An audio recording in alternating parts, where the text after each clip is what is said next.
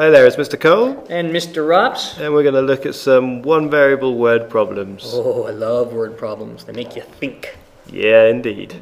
So, what do we got? What number must be added to both the numerator and the denominator of the fraction 1/3 to get the fraction 7/8? Okay. So, what number? We'd better put a variable in there. So, let's call that x. So, what? Whoop, I haven't got a pen. We have to call we love calling them x's since it's mathematics. You can call it something else if you want. What do you want? I like x. You like x's? Yep, Keeping I x's. do like x's.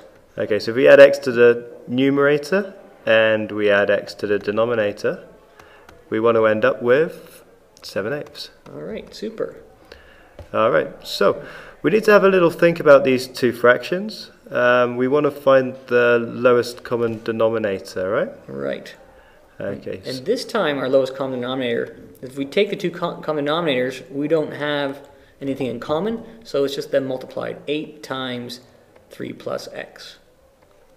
Okay, so what do we need to do? Let's get another color. To get this side to have this denominator, we need to be multiplying by 3 add x over 3 add x. And on this side, we're going to multiply by 8 over 8. Okay. Yep. Yep. Okay, so a little bit of cancelling. What do we... give me the right colour. There we go. What can we get rid of here? No, we're just going to expand it out first, right? Right. So we're going to get 8 times 1 add x over 3 add x equals 7 lots of 3 add x over 8 3 add x. Okay.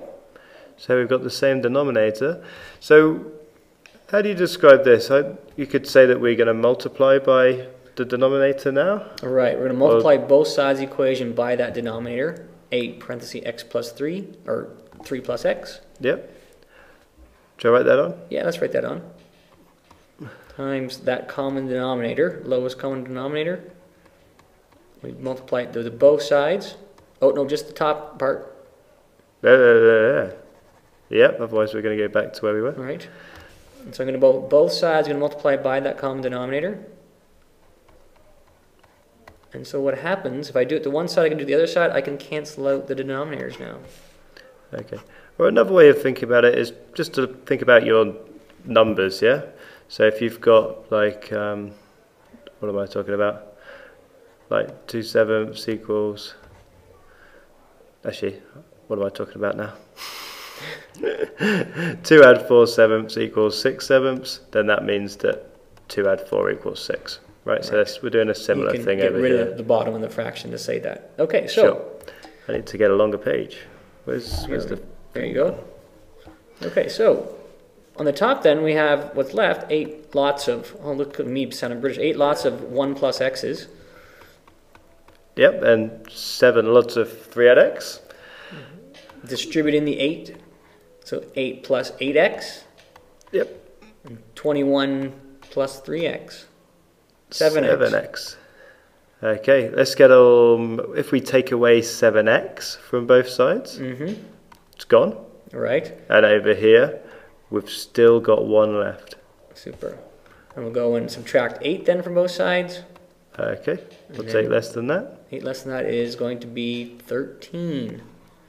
All right. And so if we add 13 to the numerator and the denominator of 1/3, we end up with a fraction equivalent to 7/8. Okay, now we've got a cooking club making some pies to sell at lunch to raise some money for a field trip. Then the cafeteria helps by donating 4 more pies. Each pie was then cut into 4 pieces and sold, not solved. And this is how many pieces, 56 we ended up with.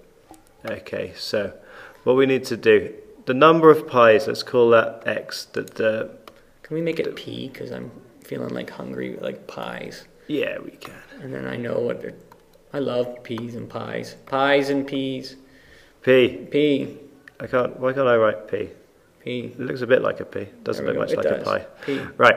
P, we need to add... 4 from the cafeteria. It's late. Come on. P plus 4. Plus 4. Right. So that's the cooking club's pies is P.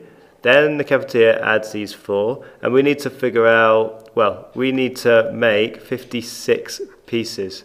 So if these are cut into 4, all the pies are cut into 4, that means we're going to get 4 times as many pieces as there are pies. Exactly.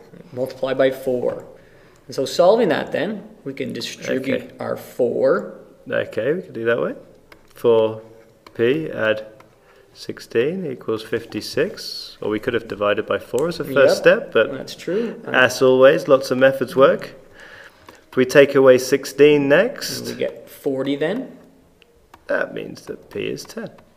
And so that means the cooking club made 10 pies.